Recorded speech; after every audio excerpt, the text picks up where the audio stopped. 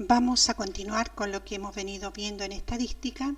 Acá vamos a ver cómo representar gráficamente aquellos datos que ya hemos obtenido a través del cálculo de las frecuencias, la frecuencia acumulada, etc. Como vimos, ubicamos nuestros datos en una tabla, fuimos poniendo los diferentes valores que fuimos encontrando y ahora lo que vamos a hacer, vamos a ver estos datos, cómo representarlos en forma gráfica a través de un gráfico, como el nombre lo dice. Las representaciones gráficas en estadística son representaciones visuales, complementarias de las tablas que resumen los datos de estudio. Nosotros hasta ahora vimos las tablas, cómo las ubicábamos, cómo ubicábamos los datos, cómo calculábamos, por ejemplo, la frecuencia acumulada, la frecuencia relativa, etc. Bueno, esos datos los vamos a poder representar también en un gráfico. Y con estas representaciones, ¿no?, que se transmiten los resultados de los análisis en forma rápida, directa y comprensible para un conjunto amplio de personas. O sea, este es el motivo también del gráfico, que me ayuda a verlo en forma muy concreta, directa y también comprensible.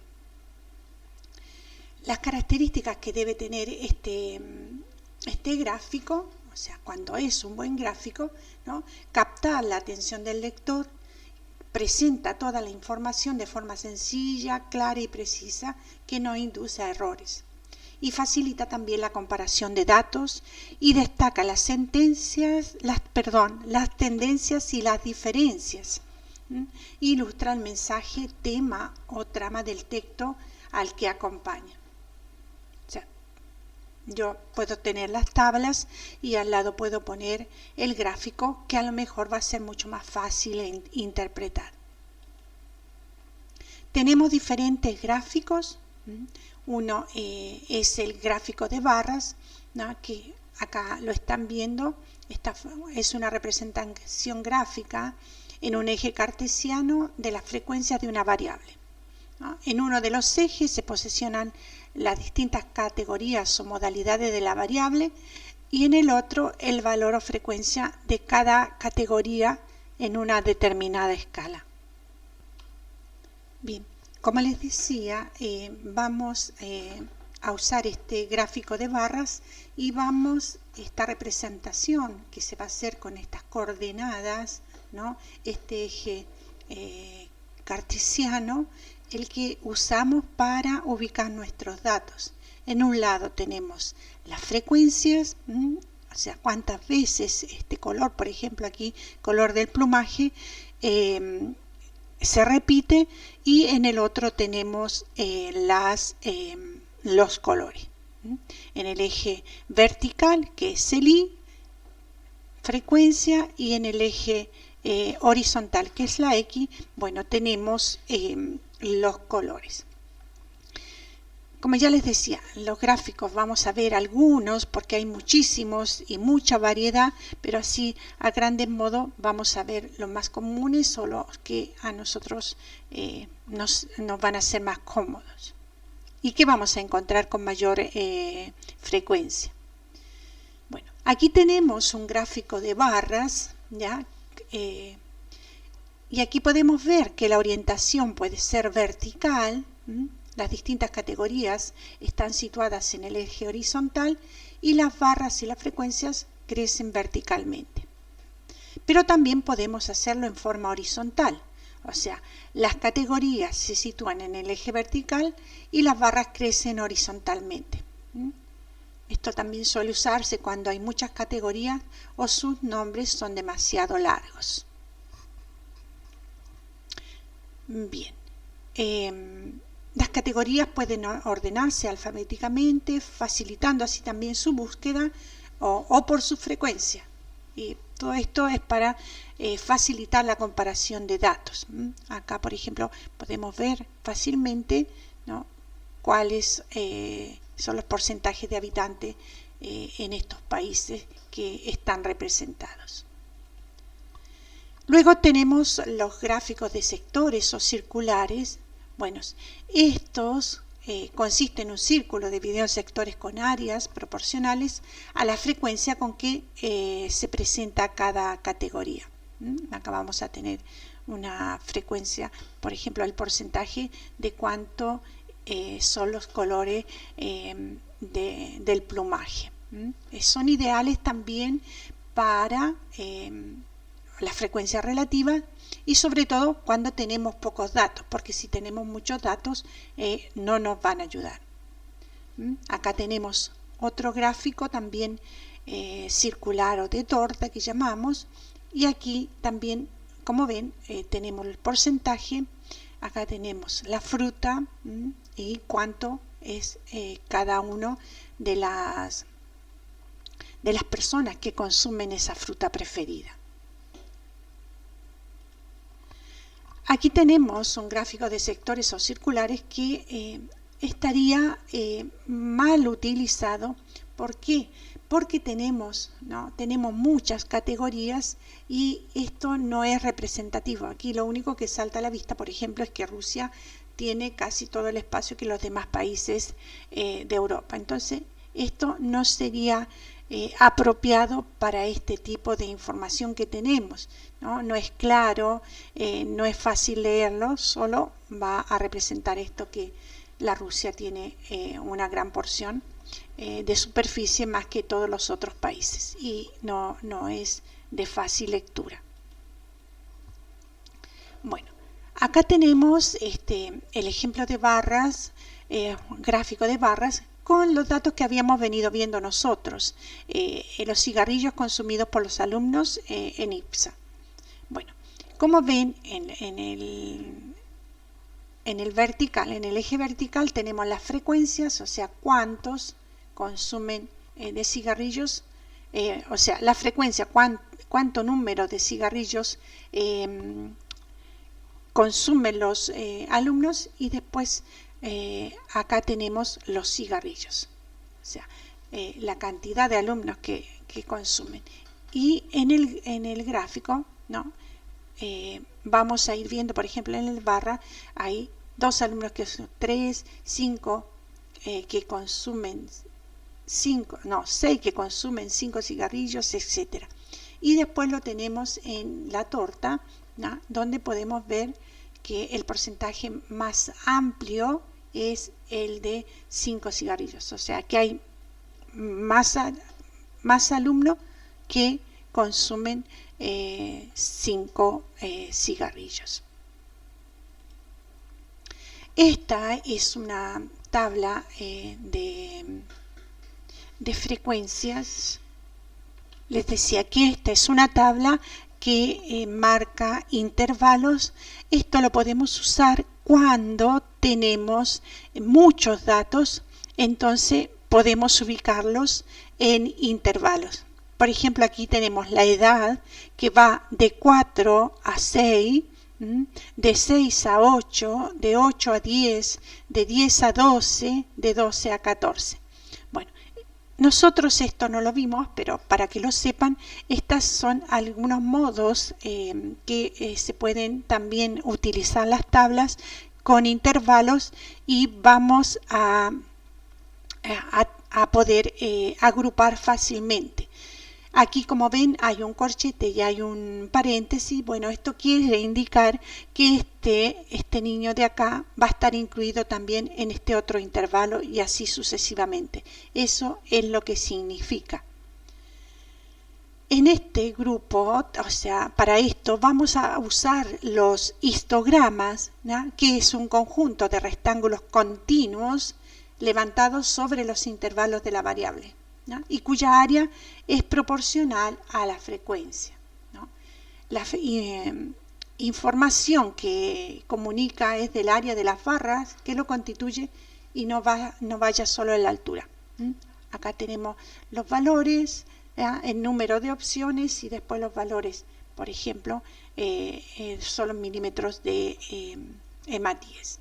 Y la concentración de 0 albúmina en sangre, que acá también tenemos la representación de la cantidad por el la albúmina en gramos por litro, ¿no? Y esto nos permite representar en modo gráfico estos valores que van en intervalos. Acá tenemos los polígonos de frecuencia, que es otro tipo de barro. Es un histograma y polígonos de frecuencia relativas. Estos son los ingresos semanales, por ejemplo, de 24 familias, ¿ya? Y nos van indicando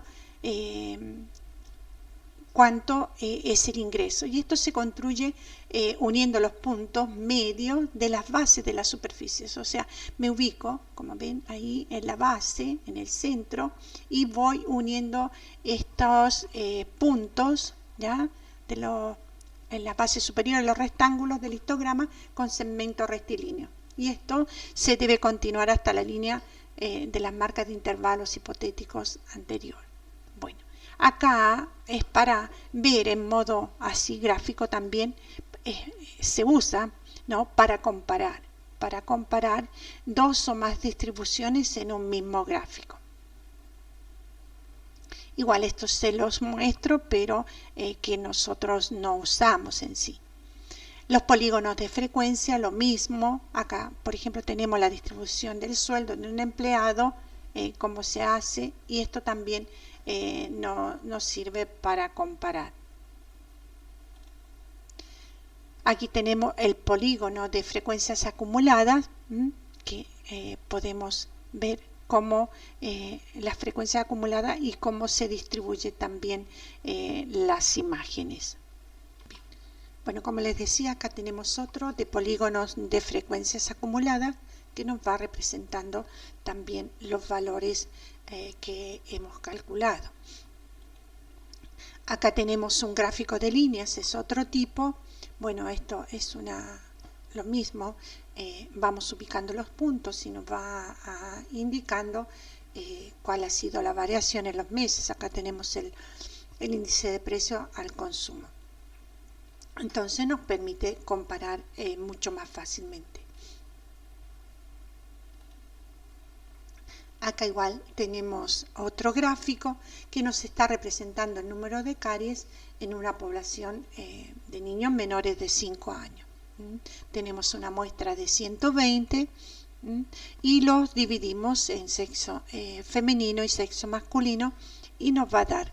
Igual esto tenemos es un gráfico en intervalos.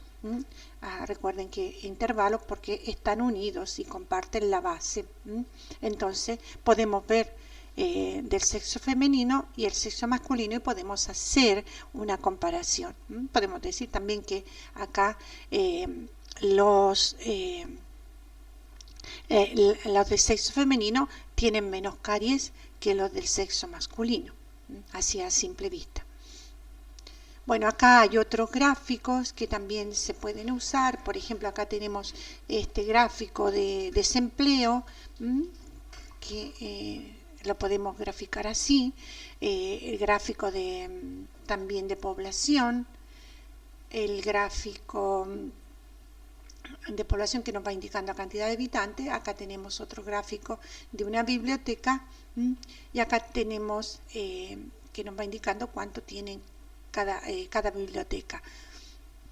Luego tenemos también el gráfico en un mapa que nos va indicando, esta es cartografía, bueno, nos va a indicar cómo es la representación de alguna cosa que estemos midiendo. Por ejemplo, acá tenemos esto.